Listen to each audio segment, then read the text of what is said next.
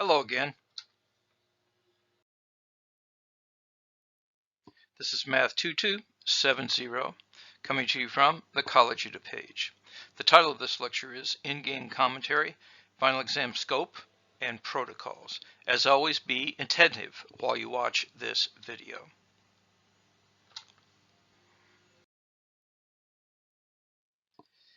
As I've said a number of times, I've tried to do three things during the times of COVID. My number one thing is I have wanted to teach the best course possible.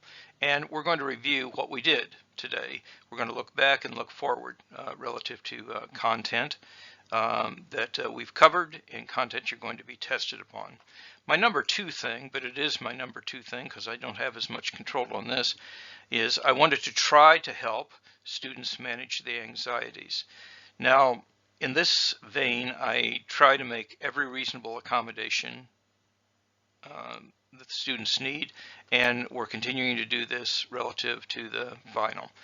And the third thing, and it is the third thing, beyond a wholesome discipline, because you have to have some discipline, I try to render grades gently. That's the reason that I've given you this generous LSA accounting to each and every one of you.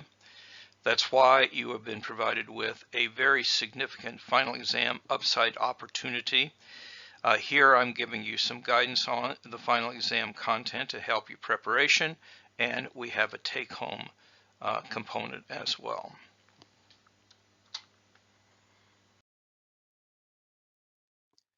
Okay, looking back, we have a course description. You can see it here. As I look at all these topics, we did all of them. And at the time I said other topics may indeed be covered. I want to give your money's worth. That certainly was true. And in fact, we did cover additional topics. So that was a course that you signed up for, that you paid for, and we completed that. These were the course objectives, and this says upon successful completion of the course, the student should be able to do the following things. We covered all of those things as well.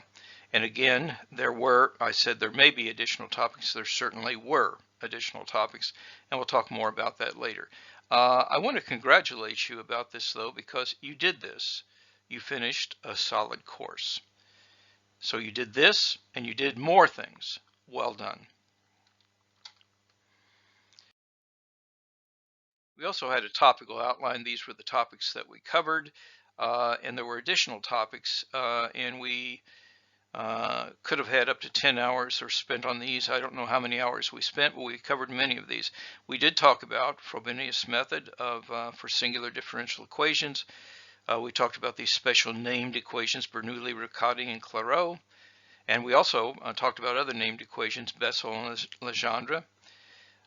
We talked about matrix methods and numerical approaches like fourth order Runge-Kutta, and even talked a bit about nonlinear matters. And beyond that, we also spoke about Green's functions, partial differential equations manifest with the heat equation, and Fourier series as part of the solution process to that. So we covered what we were supposed to and more. Again, you did this and more. Well done. So far, so good. But looking forward, you have another hurdle. That is the final exam. And this is the scope statement. So it will include Green's functions, which was an optional topic, but I covered it. And so you should make yourself familiar with those problems. Volterra integral equations, Cauchy-Euler equations, first order system of differential equations, separable differential equations, and intervals of validity, first order linear differential equations, Laplace transforms, inverse Laplace transforms, series solutions, and special equations, Riccati, Bernoulli, and Clairaut. I don't ask you all three, but I do ask you two of them. You should know all four. Now, this is not necessarily in this order, but there are 11 equally weighted problems, although some of the problems will have multiple parts. So you get 10 minutes per problem on average. The approach will be for me to just give you a problem to solve, And so you have to figure out the approach. So I don't, for example, say, in many instances, I don't say, oh, this is a Cauchy-Euler equation. You want to recognize that. So I'm testing you not only on how to do something, but when to do it. So we have these 11 things, and we have 4 take-home problems. Make sure you turn these in with your exam. These will be uploaded as PDFs. There will be a slot to put those there. There's not now, but there will be soon. And since this is 11 problems and those are 4 problems, this is 4 over 15, which is just over 25% of your exam total. Again, this is providing you an opportunity to do well on this exam. There won't be very much in the way of grace notes, but the grace notes will include Laplace transform tables, and that of course has the inverse Laplace transforms on it as well. Those are the only grace notes that you have. Context. The final exam is comprehensive. It covers the entire course. It is mandatory. You don't pass the course unless you complete the final exam. And it is important for your grade. In the syllabus, I called it being worth 1/3 of your grade, and I will calculate your grade that way. So at a minimum, it is 1/3. But then, since it's comprehensive, I also have made this upside opportunity available to you. Students will earn a course letter grade no lower than the letter grade earned on this comprehensive and mandatory final exam. You have an opportunity to significantly increase your grade by doing well on this final exam. A very significant upside opportunity.